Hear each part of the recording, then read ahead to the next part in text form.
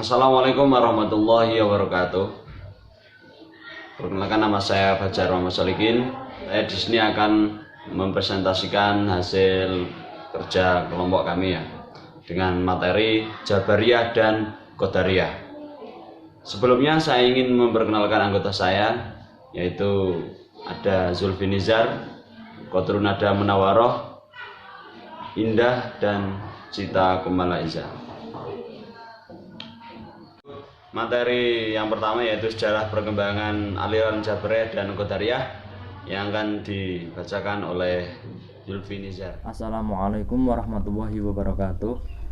Perkenalkan, nama saya Zulfi Nizar Mahdawi, NIM 630202101101 dari kelompok 4. Di sini saya akan menerangkan tentang sejarah perkembangan aliran Jabariyah dan Qadariyah. Yang pertama, aliran Jabariyah. Sejarah munculnya Jabariyah.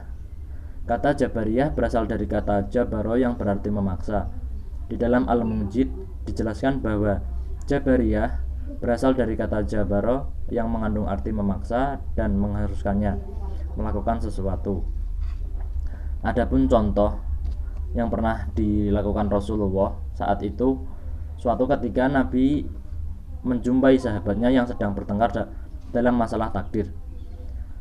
Nabi melarang mereka untuk memperdebatkan persoalan tersebut agar terhindar dari kekeliruan penafsiran tentang ayat-ayat Tuhan mengenai takdir. Yang kedua, adapun contohnya, Khalifah Umar bin Khattab pernah menangkap seorang yang ketahuan mencuri. Ketika diinterogasi, pencuri itu berkata, "Tuhan telah menentukan aku mencuri." Mendengar ucapan itu, Umar marah sekali dan menganggap orang itu telah berdosa kepada Tuhan. Adapun perkembangan aliran Jabariyah. Faham Jabariyah secara nyata menjadi aliran yang disebarkan kepada orang lain pada masa pemerintahan Bani Umayyah, dan yang dianggap sebagai pendiri utama adalah Al-Ja'ad bin Dirham.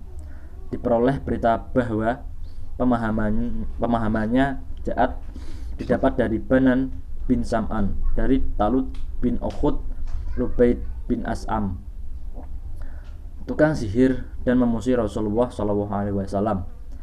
Ja'ad semula tinggal di Damsyik, tetapi karena pendapatnya bahwa Al-Quran itu makhluk, maka ia selalu dikejar-kejar oleh Bani Umayyah. Berikut dari aliran Qadariyah.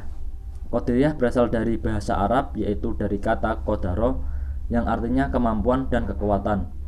Adapun menurut pengertian terminologi, Qadariyah adalah suatu aliran yang percaya bahwa segala tindakan manusia tidak diintervensi oleh Tuhan. Aliran ini berpendapat bahwa tiap orang-orang adalah pencipta bagi segala perbuatannya. Ia dapat berbuat sesuatu atau meninggalkannya atas kehendak diri sendiri. Latar timbulnya Qadariyah ini sebagai isyarat.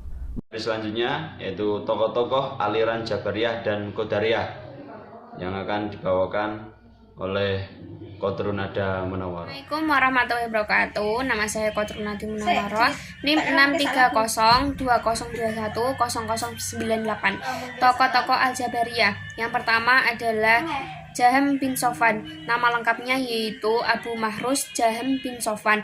Ia berasal dari Khurasan dan bertempat tinggal di Kufah. Ia adalah seorang dai yang sangat fasih dan lincah. Ia menjabat sebagai sekretaris Haris bin Haris Surais.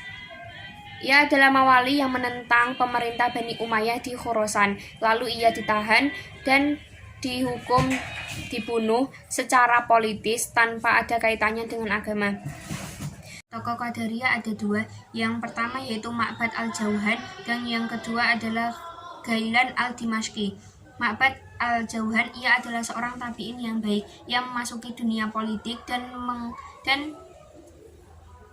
memihak kepada Abd al-Rahman ibn al-Asyas, gubernur Sajistan. Dalam menentang kekuasaan Bani Umayyah dalam pertentangan melawan Al-Halaj, Ma'bad mati terbunuh dalam tahun 80 Hijriah. Setelah wafatnya Ma'bad Al-Jauhan, Gilan Al-Dimashqi terus menyebarkan faham Qadariyah di Damaskus, tetapi mendapat tantangan dari Khalifah Umar ibn Abd al-Aziz. Setelah Umar wafat, ia melanjutkan kegiatannya yang lama, sehingga akhirnya ia mati dihukum oleh Hisham ibn Abd al-Malik. Kedua yaitu Ja'ad bin Dirham. Al-Ja'ad adalah seorang maulana Bani Hakim. Ia bertempat tinggal di Damaskus. Ia dibesarkan di lingkungan Kristen yang senang membahas tentang teologi. Semula ia dipercaya untuk mengajar di Bani Umayyah, lalu tampak pemikiran-pemikirannya yang kontroversial, maka Bani Umayyah pun menolaknya. Terus Al-Ja'ad lari ke Kufah, dan di sana ia bertemu dengan Jahm, lalu ia mentransfer semua pemikirannya untuk dibahas dan disebarkan. Yang ketiga adalah An-Najjar. An-Najjar nama lengkapnya adalah Husain Muhammad An-Najjar, wafat pada tahun 230 Hijriah. Para pengikutnya pun disebut dengan An-Najjariyah atau Al-Husainiyah.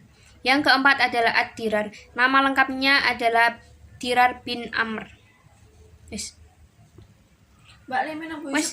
Masih selanjutnya ajaran pokok dan perbandingan aliran Jabariyah dan Qadariyah yang akan dibawakan oleh Cita Kumala Iza. Hai, perkenalkan nama saya Cita Kumala Iza dengan NIM 63020210117 akan menjelaskan aliran Qadariyah dan aliran Jabariyah. Yang pertama yaitu aliran Qadariyah. Aliran Qadariyah yaitu aliran yang mempercayai bahwa segala sesuatu, perilaku dan perasaan manusia dikehendaki oleh manusia sendiri. Mereka juga percaya Allah tidak ikut campur dengan apa yang mereka lakukan setiap hari. Aliran ini juga percaya bahwa surga adalah bayaran dari amal perbuatan mereka selama di dunia.